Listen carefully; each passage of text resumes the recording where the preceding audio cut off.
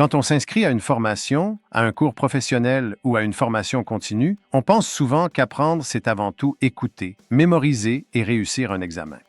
Mais en réalité, apprendre un métier ou une profession, c'est beaucoup plus que cela. C'est apprendre à agir, à réussir et à progresser dans un contexte réel. C'est ce qu'on appelle devenir compétent. Le mot compétence revient souvent dans le milieu de l'éducation et du travail, mais il est parfois mal compris. Une compétence, ce n'est pas seulement avoir des connaissances ou une habileté technique. C'est la capacité de mobiliser ce que l'on sait faire et la manière dont on se comporte pour agir efficacement dans une situation donnée. Être compétent, ce n'est pas seulement comprendre les concepts ou les règles de son métier. Ce n'est pas non plus simplement être habile de ses mains ou rapide à exécuter une tâche.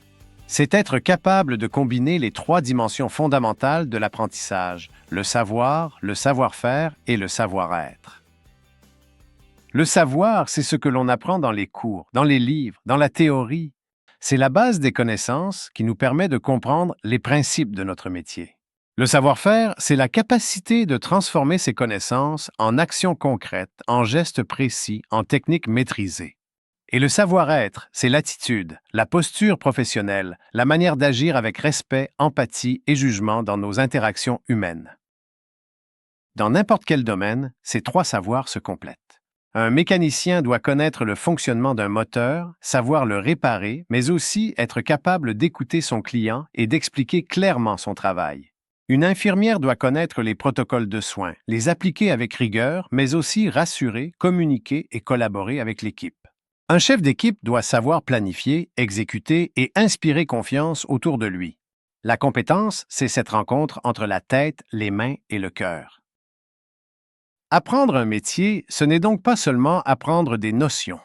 C'est apprendre à les vivre dans un contexte réel. C'est pour cette raison que les formations professionnelles utilisent des laboratoires, des ateliers, des simulations ou des stages. Ces expériences permettent d'apprendre dans un environnement qui ressemble à la réalité du travail. On apprend mieux lorsqu'on comprend le sens de ce que l'on fait. Lorsqu'on voit à quoi sert ce qu'on apprend, lorsqu'on relie la théorie à la pratique, les gestes aux valeurs et la technique à la finalité humaine du métier, apprendre, ce n'est pas seulement répéter un geste, c'est comprendre pourquoi on le fait, quand il faut le faire et comment l'adapter lorsque la situation change. Devenir compétent est un processus. Cela ne se fait pas du jour au lendemain. On passe par différentes étapes. Au début, on observe et on imite. On répète les gestes appris, souvent sans tout comprendre. C'est normal. C'est la première étape du développement, celle du débutant. Ensuite vient celle de l'apprenti. On commence à comprendre les liens entre ce qu'on apprend et ce qu'on fait. On applique avec de l'aide, on ajuste, on expérimente.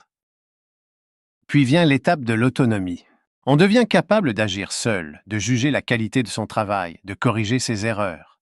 On commence à ressentir la confiance du professionnel. Après cela, on atteint le niveau du véritable compétent. On sait s'adapter, répondre à des situations variées, faire preuve de jugement, et plus tard, avec l'expérience et la réflexion, on peut devenir expert.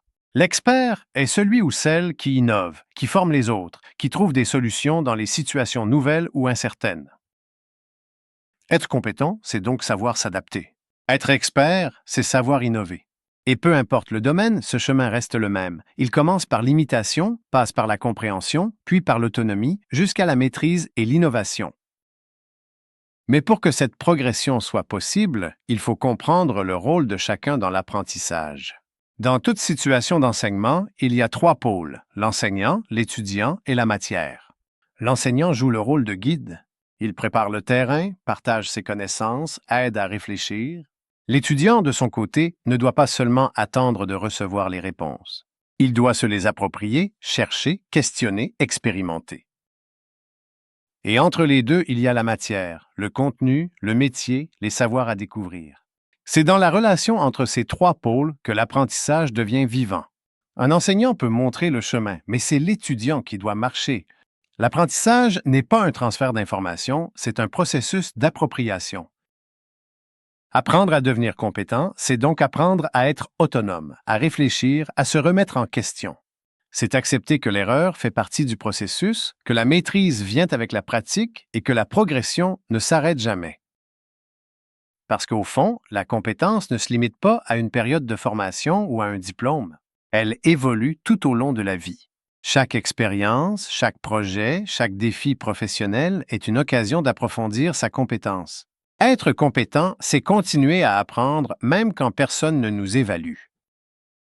C'est cette capacité à progresser, à s'adapter aux changements, à maintenir un haut niveau de qualité dans son travail qui distingue un travailleur compétent d'un simple exécutant. La compétence, c'est cette énergie intérieure qui pousse à toujours faire mieux, à comprendre davantage et à partager ce que l'on sait. Et peu importe votre domaine, ce principe reste universel. Un professionnel compétent, c'est quelqu'un qui sait agir, mais aussi réfléchir à son action et s'améliorer constamment. C'est quelqu'un qui unit le savoir-faire et le savoir-être dans chacune de ses interventions. Alors, qu'on soit enseignant, étudiant, travailleur ou gestionnaire, on peut tous se poser la même question. Est-ce que je me contente de savoir ou est-ce que je cherche à être réellement compétent? La compétence, au fond, c'est un pouvoir. Le pouvoir d'agir, de réussir et de progresser. Et ce pouvoir-là, il se construit à travers chaque apprentissage, chaque expérience et chaque geste fait avec conscience. Être compétent, c'est bien plus que performer dans son travail. C'est comprendre le sens de ce qu'on fait, agir avec jugement et contribuer à un monde professionnel plus humain et plus intelligent. Et c'est ça, le vrai but de toute formation, apprendre à devenir des personnes capables, autonomes et en évolution constante. Des personnes compétentes qui ne cessent jamais d'apprendre,